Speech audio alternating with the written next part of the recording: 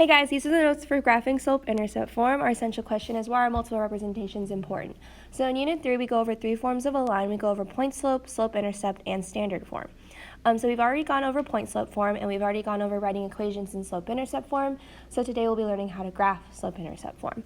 And just a reminder that slope-intercept form is y equals mx plus b. Now the reason why it's called slope-intercept form is because it gives us two things, the slope and a y-intercept. Not an x-intercept, so that's super important. When you're graphing that intercept, it's always going to be on the y-axis and not on the x-axis. So as a reminder, this m right here means slope, and the b value here means the y-intercept. Now remember that a y-intercept is always written in the form of 0, number. So you'll always have a point there, and that point will be given to you, or you'll create that point out of that b value. Now to graph from slope-intercept form, the first step you want to do is you always want to start with the plotting. Start with plotting the y-intercept. So just like with point slope form, when you're given a point and a slope, you want to plot that point because you need a starting point in order to use the slope. You can't just use the slope right away because there's no place for you to go from there. So you want to start with the y-intercept, and once you have your y-intercept plotted on your y-axis, not on the x-axis, you're going to use your slope using rise over run. Now our slope we always want to write as a fraction so that we know what our rise is and what our run is, so we don't typically want that as a decimal. So the second thing we're going to do is we're going to use the slope. Now the most common mistake when using the slope is that when we're rising and running, it's not always a positive rise and a positive run. So always pay attention to what kind of signs you have, because sometimes you are going to be rising in the negative direction or possibly going to the left instead of the right. So we're just going to review and identify the slope and y-intercept. Now remember, slope-intercept form is y equals mx plus b. So go ahead and write that up here so that we remember. And notice that all forms of a line always have a y and an x. They all have an independent and a dependent variable. That's why we're able to generate as many points as we need. And so just here, we're just going to identify the slope and the y-intercept. So our slope here in this case would be the 4. So m would equal 4. Or in other words, you can also write that as 4 over 1 because we do want it as a fraction sometimes when we're graphing. So just keep in mind that to write a whole number as a fraction, you put it over 1. And then our y-intercept is going to be -2, but we want to write that as a point, so that would be the point 0, -2. So here we're just identifying. Now you know it's in a slope-intercept form because y equals mx plus b. The y is all by itself. If y is not by itself, then it's not in slope-intercept form. So just keep that in mind because we're going to have to do that in the future in these notes. All right, number 2, we always get stumped up on this one. Now, this is in slope-intercept form. It is in y equals mx plus b because that y is isolated. It is by itself. The thing that throws people off is that there's no numbers, so it makes people freak out. Well, we know that it's y equals mx plus b. The m is always attached to the x. The m is the slope. Okay, well, what is the slope in this case? What number is in front of that x, really? Well, there's technically an imaginary 1 in front of the x. So our slope here is +1. Or if we wanted to write it as a whole number, that would be +1 over +1. Now, what's your b value? What is your y-intercept? Well, the y-intercept also stumps people up because sometimes they don't notice because there's no number, right? So the b is going to be the number that you're adding or subtracting to the end of slope-intercept form, except we don't have a number that's being added or subtracted. Well, if there's no number, what's nothing as a number? Well, that would be 0. So technically, there's actually a +0 back here that they don't actually write. So your y-intercept in this case would be the point 0, 0. Okay, so this one's a little tricky for some people. So again, the 1 came from the imaginary 1 that's in front of the x. And we learned that in Unit 1 that coefficients are always a 1 if it's not stated there. And then if there's nothing there, as in like there is no number, nothing as a number is 0, and that's why your y-intercept is 0, 0. Moving on to number 3, this one also stumps people up because, yes, it's in slope-intercept form because y is by itself, but it's not mx plus b here. They actually flip them around. So you want to be really careful. Your slope is always attached to the x. Notice that here, remember, m is attached to x. B is the one that's being added or subtracted separately. Well, if you want to look here, we do have a slope and we do have a y-intercept. Well, your slope here, some people think it's 5. And the reason why they think it's 5 is because that's the first number that comes in the equation on the right-hand side. But it's not actually the 5 because that's not the number attached to the x. What number is really attached to the x here? There's an imaginary 1. So, but it's a -1 because there's a minus sign in between. So your slope here is -1. or in other words, -1 over +1 if you wanted to write it as a fraction. Your y-intercept in this case is going to be the +5 here. So your b is going to be 0, +5. You know what? I'll go back and change this to green.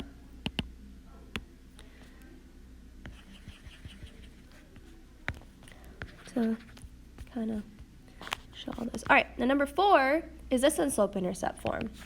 And the answer actually is no, and the reason why it's not is because it's not in y equals mx plus b. It's not in slope-intercept form because the y is not isolated. Why is the y not isolated? Well, there's a 4 attached to it.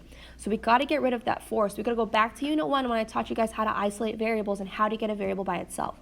The skill is super handy and you really need it for this unit because it really builds on itself for the rest. So we need it for Unit 4 and Unit 5. So we want to get that y completely isolated. Well, the 4 is attached to y by multiplication, so the opposite of multiplication is division, and so that's how we get rid of that 4.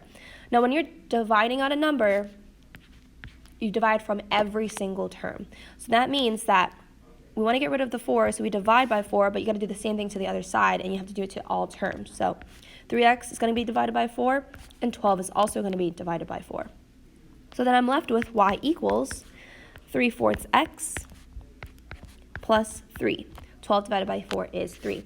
And back in Unit 1, I kind of mentioned this already, but if I have something like 2x divided by 3, that's the same thing as 2/3 x.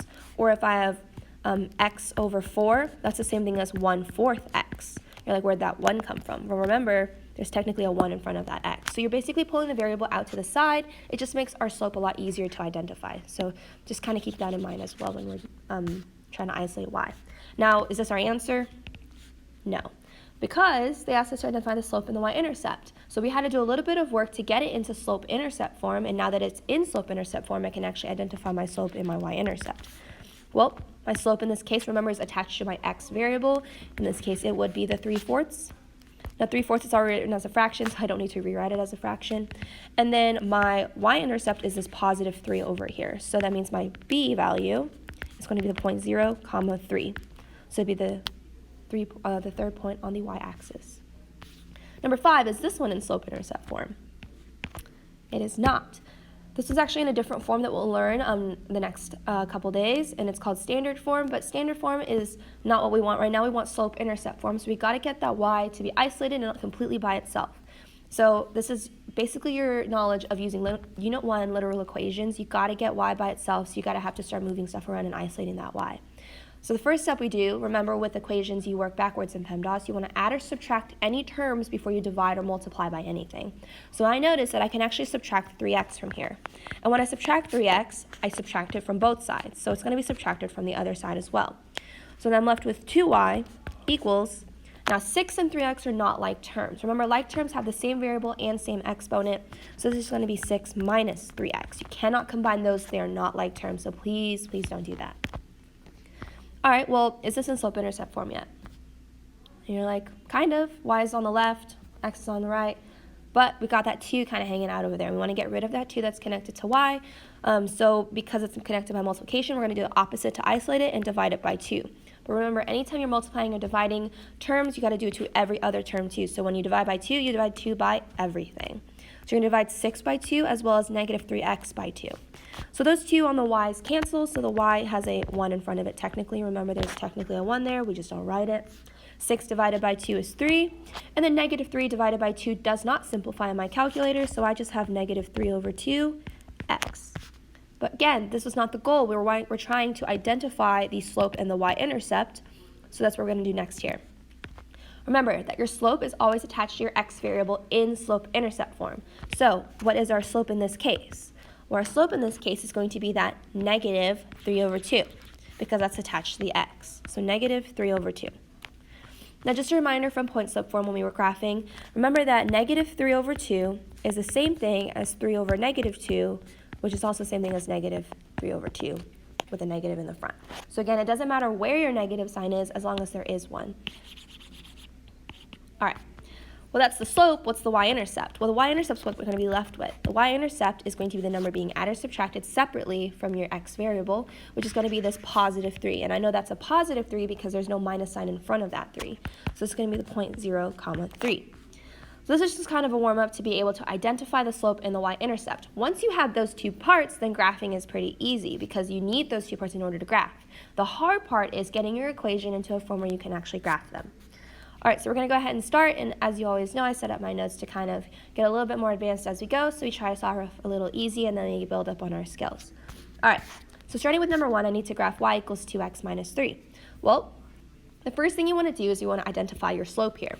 Well, your slope in this case is going to be the positive 2, but when we're writing slope, we always want to write it as a fraction, because why do we want to write it as a fraction?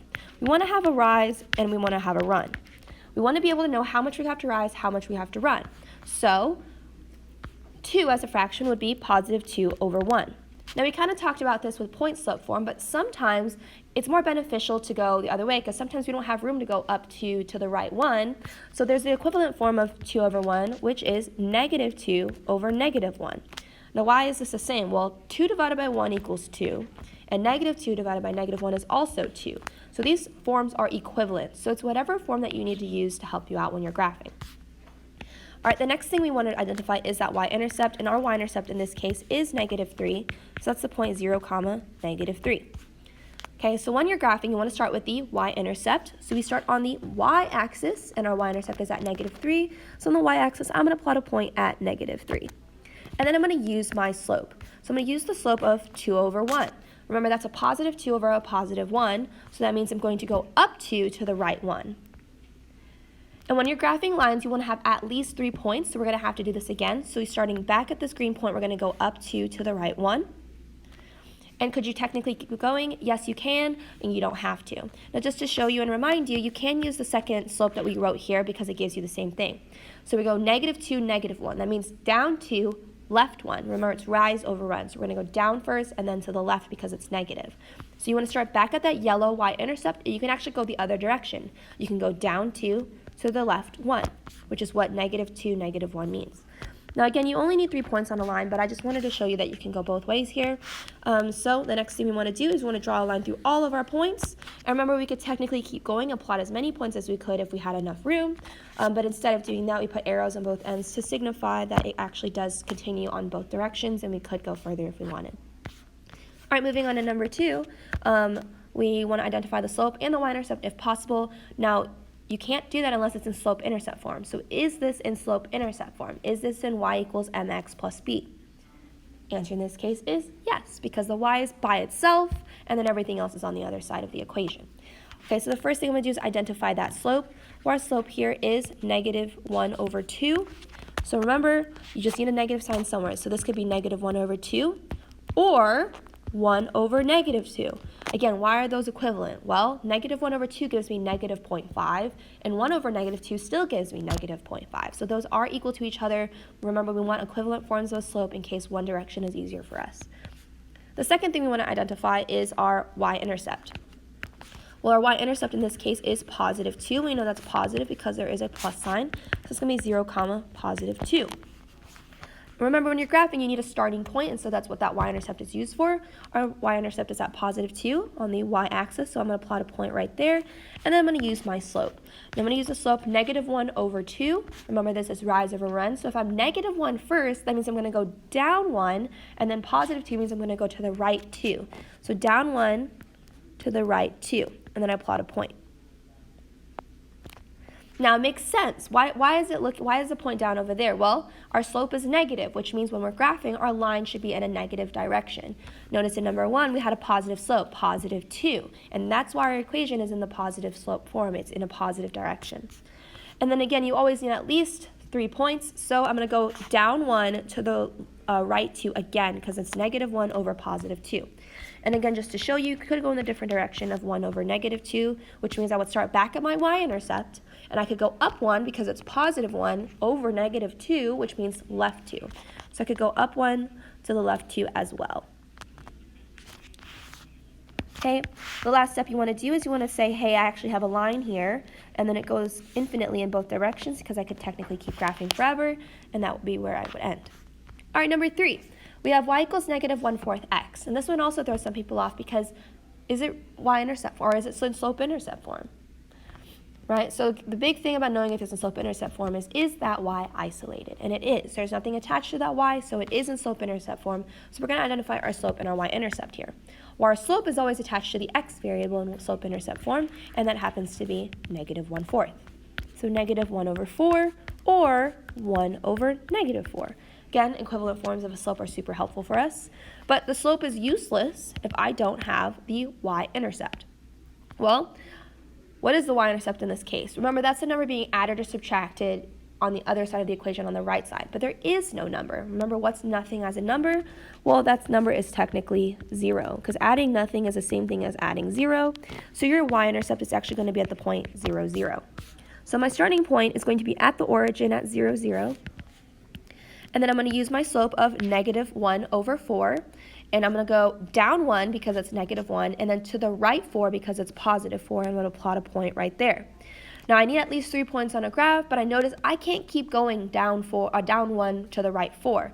So I actually do have to use the other slope here in order to get my third point. So I'm going to start back at the y-intercept, and I'm going to go up 1 because it's positive 1, and then to the left 4 because it's negative 4, and we're going to plot a point there. Now remember, when you're graphing these are linear equations, so make sure that your graph does look like a line. If it's looking like a W or a Z or a weird curvy shape, you're probably doing something wrong, so just, if you need help, please let me know. All right, now number 4 is when we start getting into the territory of, oh, actually I have to do some work here to get my variables by themselves. Is this in slope-intercept form? And the answer is no, because we have a 3x and a 2 on the left-hand side with the y, and the y needs to be isolated. So this is why we practice this on the first page. We got to get y by itself. So the first step I got to do is subtract that 3x over. Remember, you always add or subtract to get variables by themselves before you multiply or divide. So then I'm left with 2y equals 8 minus 3x. Remember, 8 and negative 3x are not like terms, so they would just stand right next to each other. You would not combine them together. The next step here is you still want to get that y isolated, and that 2 is connected by multiplication, so I'm going to divide out the 2, but I'm going to divide everything by 2. So 8 gets divided by 2, and negative 3 gets divided by 2. So then I'm left with y equals 8 divided by 2 is 4, and then negative 3 divided by 2 does not simplify to anything, so that would just be negative 3/2x. Once I have my equation in slope-intercept form, and I know that because y is by itself, I need to identify my slope and my y-intercept. Well, my slope in this case, again, is always attached to my x variable when I'm in slope-intercept form, and that's going to be the number negative 3/2. So it's going to be negative 3/2 or 3/-2. So negative 3/-2 is not equivalent because negative divided by negative is a positive, and that would not be the same thing as this. So just keep that in mind. This is not an equivalent form there. So to write an equivalent form, basically if I need to type it in the calculator, it would give me the exact same decimal or breakdown or same exact value of a number. The next thing I need is my y-intercept. In that case, it's going to be this positive 4. So it's going to be the point 0, 4. Now, do you have to do this every single time? No, but it's really important that you're able to identify those things because sometimes you are asked to just identify them right off the bat. And we need them to graph, so it's always helpful. Our y-intercept here is positive 4, which means I'm going to plot a point on the y-axis at positive 4. And then I'm going to use my slope of negative 3/2. Negative 3/2 to graph. So I'm going to go down 3 because remember it's rise over run. You're going to go down 3 to the right 2 because it's positive 2. And then we do the same thing again because I need at least 3 points. So I'm going to go down 3 to the right 2. Remember, you need at least 3 points, but you can always have more if you'd like. There we go. Remember to keep those arrows on there, signifying that you could technically keep going if you wanted to or if I asked you to, right? All right, number 5. X plus 5y equals 10. This is not in slope-intercept form. Slope-intercept form is y equals mx plus b, so we got to get that y by itself. So the first step I'm going to do is I'm going to subtract x from both sides, which means x minus x makes 0, so there's no x remaining on that side. And I'm left with 5y on the left still equals 10 minus x. 10 and negative x are not like terms, so please don't combine those together. And then the next step here is to get that y completely by itself, so getting rid of that 5 by dividing it out, which means you divide everything by positive 5. So I'm left with y equals 10 divided by 5, which is 2. Now this is where we get stumped up. This is where we struggle a little bit, this negative x divided by 5. Now you know it's supposed to be a fraction, but you got to figure out what number is really in front of that x. And there's technically a negative 1 here. So what we really have is negative 1 over 5 x. Oops. Okay, so you got to be super careful about that because we get stumped up on that quite a bit. So some people think that negative x divided by 5 is 5x. Okay, the denominator does not just jump to the numerator. So keep that in mind. There is a number in front of that x, and it is a negative 1. Now that we have that that negative 1, let me go ahead and fix this. Oh, I just realized that I used yellow for something else. I need to change these to blue. There we go. Now we have slope-intercept form. We can identify that slope and that y-intercept. So we're going to identify the slope first. Remember, slope is attached to your x variable in slope-intercept form, and that happens to be negative 1 over 5 or 1 over negative 5. And then we have a positive 2 for our y-intercept, so our b value is 0, 2. So on the y-axis, I'm going to plot a point at positive 2, and I'm going to use the slope of negative 1 over 5 to get to my next point here. So that means down 1 to the right 5 because it's a positive 5. And then I plot a point. Now I notice I don't have enough room to keep going in that direction, so I'm actually going to use the second slope, the 1 over negative 5, and go in the other direction. So I start back at my y-intercept at the yellow point. I'm going to go up 1 to the right, or to the left 5 because it's negative 5. All right. And then I'm going to plot a line or draw a line through all my points and then have arrows on both ends. All right. Now 6 is actually not too scary, but it looks kind of scary, right? So it's like, is it in slope-intercept form? I mean, yeah, it kind of is because the y is completely isolated. Now you'll notice that this is just y and a number. Anytime you see just y and a number or x and a number, it's indicating to you that you're going to have either a horizontal line or a vertical line. So that 3 there is going to tell you what number to plot at. So you're going to plot at that point at positive 3 on the y-axis. So 3 on the y-axis. Now why the y-axis? Well, because of this y right here. So we're going to plot 3 on the y-axis. So positive 3 on the y-axis. Yeah. Okay. And notice how if I were to draw a graph like this, right? And you've seen me draw graphs like this before. I draw tick marks, and it's an easier way to graph instead of drawing an entire grid, right? On the y-axis, notice how all your tick marks go left to right.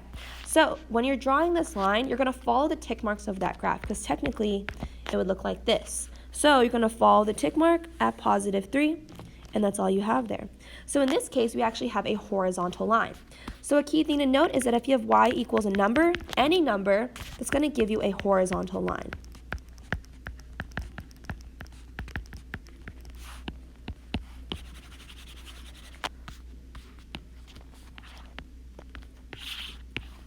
Another thing to note is, what kind of slope does this have? Do you recognize it? Do you know what kind of slope this has? If I had to ask you to find the slope, would you know? So remember, the slope of this is going to be 0 because I taught you on slope day, I said if you have a horizontal line, that's going to be a slope of 0 because it makes a z with your x-axis. So again, the slope is 0 if you had to identify. And then obviously in this case, our y-intercept is the point 0, 3 because it does land on the y-axis at 3. So that one's a little bit tricky, but you'll notice it's actually not very hard to graph. It's just something you have to recognize. So if you see just y and a number and nothing else, it's going to give you either a horizontal or a vertical line. In the next example, we have x and a number. Now, when we have x and a number, that's going to be the same case, right? We're either going to have a horizontal or vertical line. Well, obviously, if y equals a number is a horizontal line, then x is going to be a vertical line, and I'll explain why in a second. So here we have x equals -2 and nothing else. There's no y, there's no extra fluff there. So that means we're going to plot -2 on the x-axis. Why do you think we're going to plot it on the x-axis? Well, it says x equals, so we're going to plot it on the x-axis. Let's go ahead and plot a point on the x-axis at -2. And on a graph, when I'm graphing and I have these tick marks, right? On the x-axis, notice how my tick marks go up and down like this. So you're going to follow the tick mark pattern when you're graphing this line, and it's going to go completely vertical through your point and it looks something like that. Now, if I ask you to graph more than 1 point, you're like, well, miss, you told us that we have to have at least 3 points. Well, just like in the last example, I could plot extra points if I wanted. All of these points on this line could technically be all my extra points, but you don't have to because it's understood that it's going through all those marks. Just like here, I could ask you to plot all these points if I wanted to, but again, it's not necessary. All right, so let me ask you about this. Do you have any y-intercepts here? And the answer is no. It doesn't ever go through the y-axis, right? So if it never goes through the y-axis, it can't have a y-intercept. But it does have a slope. And our slope here in this case, because it's a vertical line, is undefined. Remember, why is it undefined? Well, I showed you a little trick the other day that says it makes a u with the y-axis like that, and that's why it's an undefined slope. We'll go ahead and do the same thing in this one. All right. And so the trick with this one is if you see x equals a number and any number, that's going to be a vertical line. All right. Now we're moving into the realm of inequalities. So we're actually almost done here. We only got about 5 examples left. Now we kind of introduced inequalities and graphing inequalities with point-slope form. So when we're talking with point-slope form and graphing with inequalities, I did show you guys when you're going to have dashed lines, when you're going to have solid lines, where you would need to shade and all of that stuff. So let's just go ahead and review that on the side. So as a reminder with shading and with graphing, if you have a less than or a greater than sign, that means that when you graph, you're going to have a dashed line. When you are graphing with a less than or equal to or greater than or equal to sign, you're going to have a solid line when you're graphing. And why is that? So remember, if you have a solid line under here, you'll have a solid line when you graph. If you are missing lines in your line, that means you're missing lines underneath your inequality sign. So solid line underneath means a solid line on your graph. That's just an easy way to remember. So before even graphing, I can realize, hey, am I going to have a solid or a dashed line here? Well, in this case, I would have a dashed line because there's no solid line underneath this. There's no equal to symbol. Now, before I can actually graph this, I need to identify my slope and my y-intercept. And before I can even do that, I got to make sure, is it in slope-intercept form? And the answer is yes, it is in slope-intercept form because that y is by itself. Remember, when you're graphing inequalities, it's just like graphing an equation, so you just got to identify the parts that you need. So I'm going to identify my slope first. My slope here in this case is going to be the positive 5/3 because that's what's connected to the x. So m equals 5 over 3, or if I needed to write the equivalent form, negative 5 over negative 3. And then next, my y-intercept is going to be this negative 3 over here. So my b value is 0, negative 3. When I'm graphing, I graph just like normal. On the y-axis, I'm going to plot a point at negative 3 because it's a y-intercept. And I'm going to use the slope positive 5 over 3 to help me graph this. Let me move this down. It's too high up. There we go. So we're going to go up 5, 1, 2, 3, 4, 5, to the right 3 because it's positive 3. Now in this case, my graph is not large enough for me to fit a third point. If I really wanted to, I could try. So I could technically go up 5 more. 1, 2, 3, 4, 5, and then go over 3 more. So that'd be somewhere like right up in here. All right, now before you draw a line, inequalities are really important because you don't want to go on autopilot. There's a lot of stuff that's included in inequalities that's not like with an equation. So the question you have to ask yourself is, do you have a solid or dashed line here? And the answer is we have a dashed line. So before you draw a straight line through this, remember you actually have a dashed line when you're graphing. So you're going to draw a dashed line. All right, now the next step of the dashed line is you got to shade. You're going to either shade above or you're going to shade below. Well, this is a greater than symbol. It says y is greater than. Well, when it's greater than, you shade above. And when it's less than, you shade below. So let's just remind ourselves with shading that if you have a less than or equal to, you shade below. Because less than means below. And if you have a greater than or equal to on your y, then you're going to shade above the line.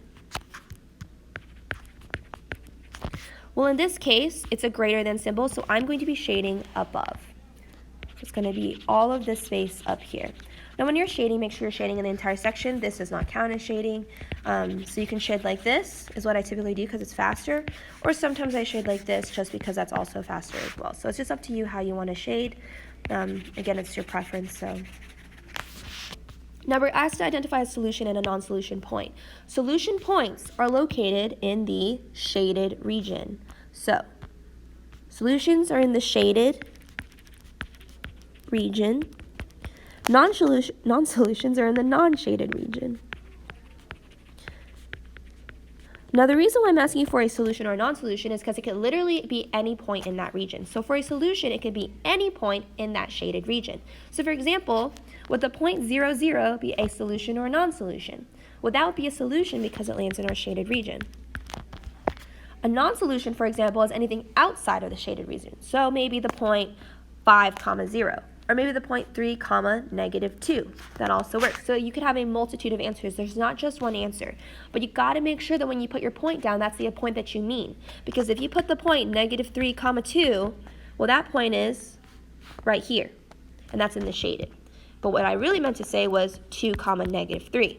So always make sure that your point is exactly where you want it to be. So that would be, in this case, 2, -3. And that is indeed a non-solution. All right, number 9. Before we graph this, we want to make sure, is this in slope-intercept form?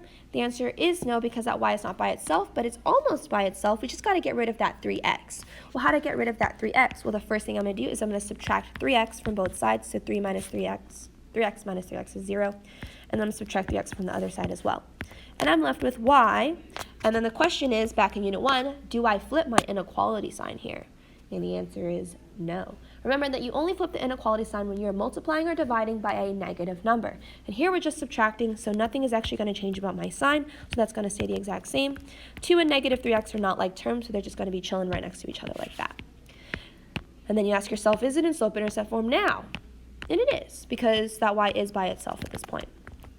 Okay, so then we want to identify the slope and the y-intercept now, so let's identify the slope first. Remember, the slope is attached to your x variable in slope-intercept form, and that in this case is going to be the -3. So m equals -3 over 1 or 3 over -1. Remember, both forms give me -3, so these are indeed equivalent to each other. And then we want to identify the y-intercept, which in this case is +2, so our b value is 0, 2. So we want to plot a point on the y-axis at +2 because that is our y-intercept, and we want to use our slope of -3 over 1 to, that's super shaky, -3 over 1 to graph. So that means we're going to go down 3 because it's rise over run, so down 3 to the right 1 because it's +1. And then you're going to go down 3 to the right 1 again.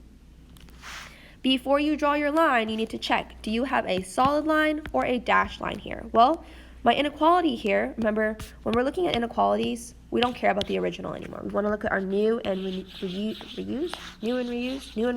but maybe that's a saying, I don't know. Anyways, you're going to look at your inequality sign, and you want to see, do I have a solid or dashed line? And there is a line underneath my inequality, which means there's a solid line underneath, which means I'm going to have a solid line when I graph. So I'm actually going to have a solid line here with my arrows.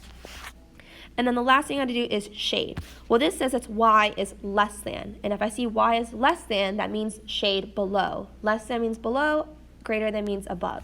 So we're going to shade below the line, which is everything below the line here. And if you're having trouble figuring where above and below are, I can help you with that. So just need to come see me and ask me in tutorials about that. Now you want to pick a solution. Remember, solutions are in the shaded region. Non-solutions are in the non-shaded region. So you want to pick any point as long as it is actually in that region. So I'm going to pick a point in the shaded region. I'm going to pick the point -1, -1. That works, right? So -1, -1.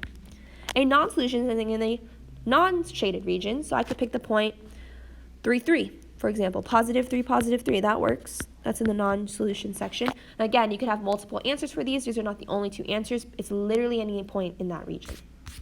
All right, moving on to the last page, we have 3 left, and this one's going to take longer than the last 2 because those are super easy. So number 10, 3x minus 4y is less than 8. We want to get y by itself. Now, this problem is super important because you're going to see this one multiple times. And the reason why is this one has a lot of areas where you can mess up, so you want to make sure you're practicing problems where you have a similar format here. All right, the first step is you got to get that y by itself because it is not in slope-intercept form. So the first step I'm going to do is subtract 3x from both sides. 3x minus 3x is 0. Then we have -4y is less than 8 minus 3x. Next, we're going to divide everything by -4 to get rid of that -4 attached to the y. So -4 divided by -4 is just a y. And our sign here flips. Why does it flip? Well, you just divided by a negative number. And anytime you divide by a negative number or multiply by a negative number, your sign is going to flip. All right, so then we continue with simplifying. 8 divided by negative 4 is negative 2, and then negative 3 divided by negative 4. This is our second error, our second spot where we can make a mistake. Negative 3 divided by negative 4 is a positive 3/4 because a negative divided by a negative is a positive. The most common mistake is that people will leave it as a negative number. Okay, remember negative divided by negative is a positive. A positive and a negative slope are two completely different slopes, so I can't really give you credit if you draft the wrong, or use the wrong slope or did a math error in that way. So just to remind you that the negative sign does flip when you, not the negative sign, the inequality sign. Inequality sign flips when multiplying or dividing by a negative number. So just keep that in mind. All right, now that it's in slope-intercept form, I can identify my slope and my y-intercept. My slope in this case is this positive 3/4, or just the positive 3/4, just the mistake that I mentioned. So when I'm asking you to identify the slope is the number. It's the 3/4. It's not 3/4 x. The x is not part of your slope. The slope is just the number itself. Or negative 3 over negative 4. And then our y-intercept value is going to be this negative 2, so our b is going to be 0, negative 2. All right, so we're going to graph our y-intercept on the y-axis at negative 2, and then we're going to use our slope of 3 over 4. It is a positive 3 over positive 4, which is a positive slope, which means our line should be positive. We're going to go up 3 to the right 4, and then we're going to go using the other one, it's going to be down 3 to the left 4. So down 3, left 4, because it's the other slope that we're using. And before you graph, you always want to check, am I going to have a solid line or a dashed line here? I'm looking for a different color to use because I've used all the colors already. It's making me sad. What do I use? What do I use? I have an orange somewhere, right? No, I already have an orange. This pink color? I could do, oh no, that's too similar. This green. Okay. Now I'm looking at the inequality sign to help me graph here. That inequality sign is a greater than sign. And it's also just a greater than sign, not equal to. So there's no solid line underneath, which means I'm not going to have a solid line when I graph. So it's going to be a dashed line with arrows on both ends. And then I also need to figure out where I'm shading. So that's y is greater than. Greater than means I shade above. So that means I'm going to have everything shaded above the line here on this graph. All right, we got to pick a solution point. So a solution point would be anything in the shaded region. So an easy point I like to pick is the point 0, 0. I know that it is definitely in the shaded region. It's plotted right there. You never have to plot the solution or non-solution. I'm just showing you examples. An example of a non-solution would be like the point negative 4, or not negative 4, positive 4, negative 1, because that would be located right here. Negative 4 and positive 1 would be different, so that would be actually a solution. All right, so I just need to list one of each, and then it doesn't matter which point I pick as long as it's located in there. All right, number 11, this is just y and a number, and then number 12 is just x and a number. So these are our special cases where we have horizontal and vertical lines. So remember, I see that there's a 3 here. That means I'm going to plot 3 on which axis? The y-axis, because it says y on that side. So plot it on the y-axis because there is a y here. So let's plot a positive 3 on the y-axis. Now this one you can't go on autopilot either because you need to look. Do you have a solid line or a dashed line here? You have a solid line here. So you have a solid line that goes through those points with arrows on both sides. Remember, a solid line underneath the inequality sign means a solid line when you graph. And then you got to shade. Well, this says y is less than 3. Well, less than means I'm going to shade below the line. Well, below the line is really easy on this problem because it's completely flat and I know exactly where below the line would be. And then I got to pick a solution and a non-solution. So my solution, an easy one, would be the point 0, 0. Non-solution could be like the point 5, positive 2. 5, positive 2 would be, oh wait, just kidding.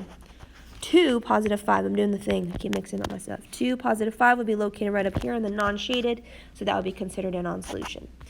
By the way, if a point is located on a solid line, it is considered a solution. So like, for example, this point right here is considered a solution because that line is equal to. Remember, this inequality is less than or equal to. So any point on the line itself, so if I had a point here, those would be considered solutions. Whereas any points on this line, like for this example, this and this point, these are not solutions because this line is not equal to. So this inequality does not have an equal to symbol on it. So just keep that in mind. If it's a solid line and the point's on there, it's equal to, it is a solution. If it's not a solid line and it's a dashed line and there's a point on there, it's not a solution. And then moving on to our last example of x is greater than 2. So we're going to plot 2 on the x-axis. And why on the x-axis? Well, that's because we have an x on the other side. Remember, we have special cases like that. So this is going to be, in this case, our vertical line, positive 2 on the x-axis. And then you need to plot a line through this, and you want to ask yourself, am I going to have a solid or a dashed line? In this case, I would have a dashed line at positive 2. All right. And then, which way would I shade? Now, there is no above or below. There's only left or right, so you have to think about this one a little bit. Okay. It says x is greater than 2. Where are all the numbers greater than 2? Because there is no above or below, just left and right. X is greater than 2. Where are all the numbers greater than 2? Well, the numbers greater than 2 on the x-axis, because we're talking about the x here, right? X. All the numbers greater than 2 on the x-axis are to the right. So you would shade actually to the right side over here. So a solution point could be the point 6, 0. On the x-axis, that would be a point because it's in the shaded region. And then a non-solution could be the point 0, 0. If I wanted to pick the point 2, 3, do you think that would be a solution or a non-solution? That would actually be a non-solution because this line is not a solid line, so no points on that line are going to be a solution. All right, so that is it for graphing slope-intercept form. If you have any questions,